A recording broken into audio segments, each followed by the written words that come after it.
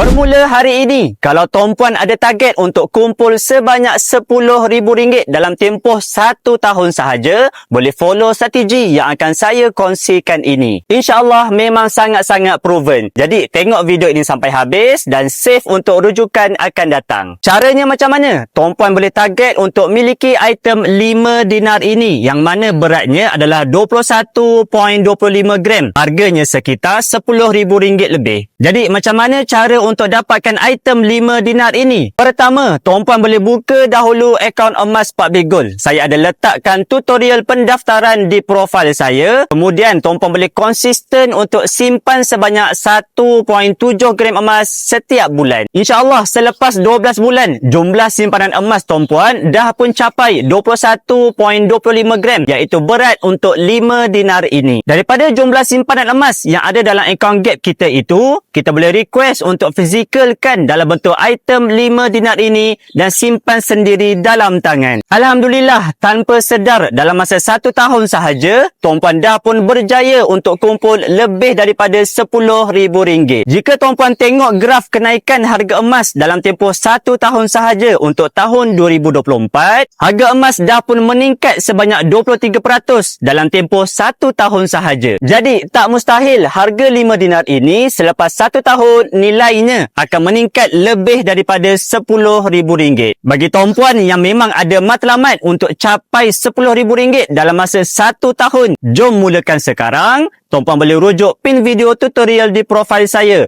untuk cara-cara mudah daftar akaun emas dan mulakan simpanan yang pertama. InsyaAllah nanti saya akan hubungi untuk bimbingan yang selanjutnya.